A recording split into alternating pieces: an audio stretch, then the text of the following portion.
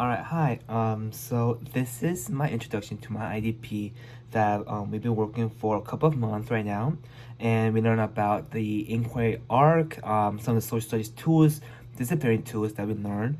And my question was that I created was, have we created the issues that are currently in Africa? I believe that when I search for the topics or some questions to ask about Africa and how Africa is being viewed in this world right now, I've created the question where students could understand that there's problems not in just in the U.S. but also overseas in Africa. So some of the questions that I created was, what are some examples of global problems that we have created, such as global warming, pollution levels, and what are the current major problems in all of Africa, rather than just focusing on one specific area in Africa, like Northern Africa or Southern Africa.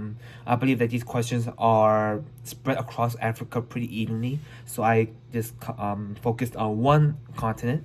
My third question is, what solutions do you have for the major problems in all of Africa? So just allows students to think in depth and think as problem-solving students to these problems.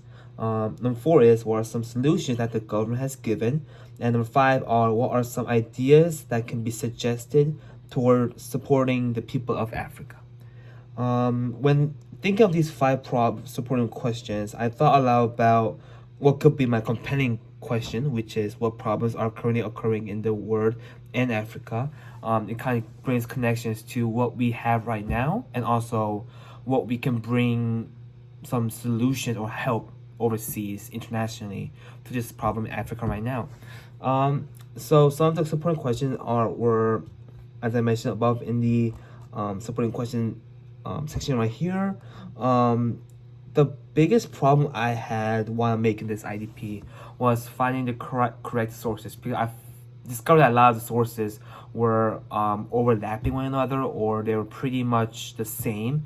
I've looked through the Cavan Library website. I've looked at journals, articles online from reliable sources and credible sources as well. But I feel like some of these sources that I have right here for these supporting questions really pretty much overlap each other. So that was my toughest part of finding good sources for this IDP.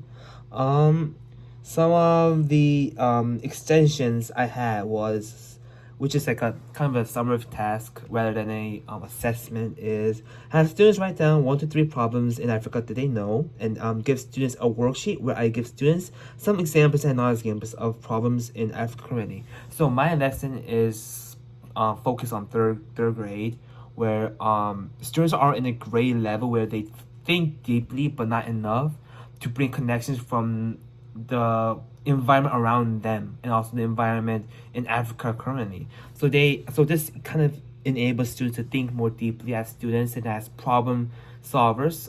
Just like some of the social studies inquiry we talked about during class. Right here we have this taking informed action. So this is how students can learn and use their learning and then apply it to their outside world or outside of the classroom, in their families or even among friends, how they can bring this action to this problem that they have right now. So, of course, if we go back to understand, students are expected to know and show understanding by connecting global climate issues to problems in Africa.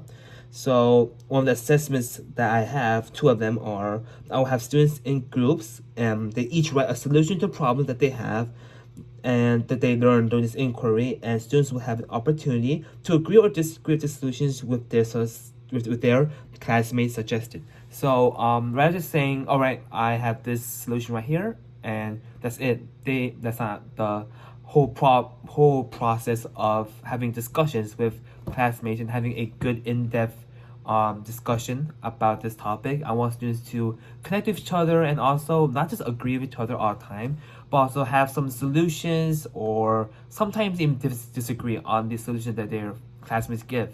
So this is a great example and a great opportunity for them to also understand the IDP problems right now and also how they can show their understanding better. And then act. So I want students to write down 4 to 5 habits And these habits are bad habits, like turning on the water, not turning off the water when not needed, or also just unplugging, like I guess computer cords. Maybe if you're not using a charger, you can just take out the charger because that wastes energy, and that can also lead to global climate issues. I will have them write down 4 to 5 habits that they could fix.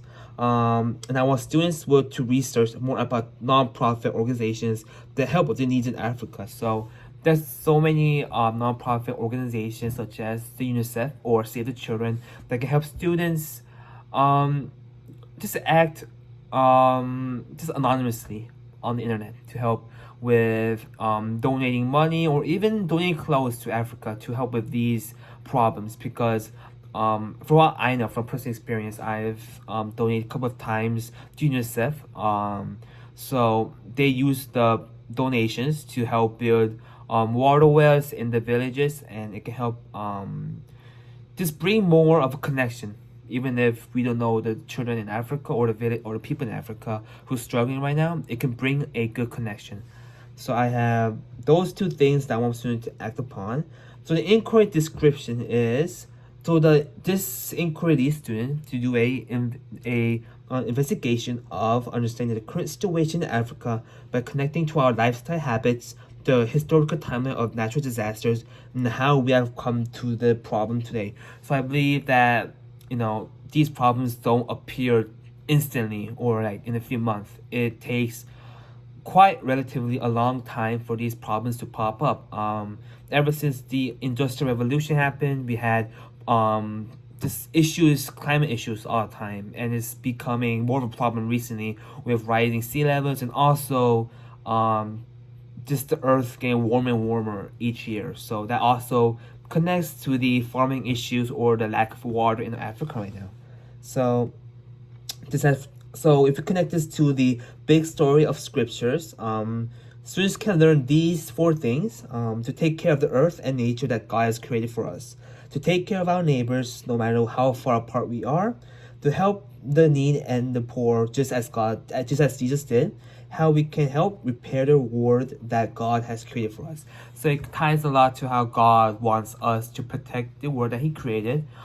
This is why, just like in the Garden of Eden, He wanted Adam and Eve to just take care of the animals, the land that He created, and He wants us, even me, to help just fix these problems, these global problems of climate issues, and just take care of the world that He gave us.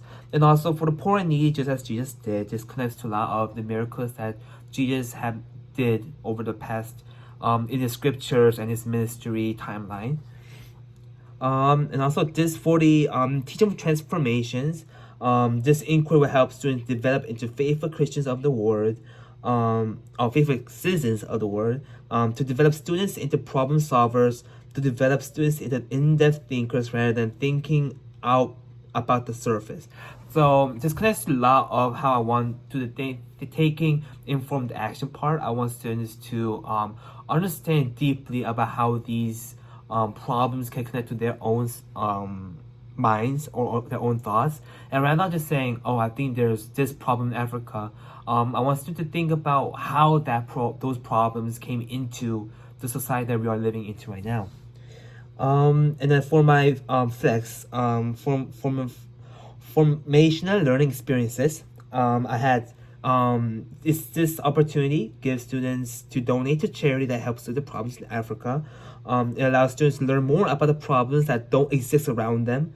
Students understand that there are more problems than just being poor. Students will understand the habits that can affect people and thousands of miles apart from them. Students will learn to donate to non-profit organizations like UNICEF or Save the Children, as I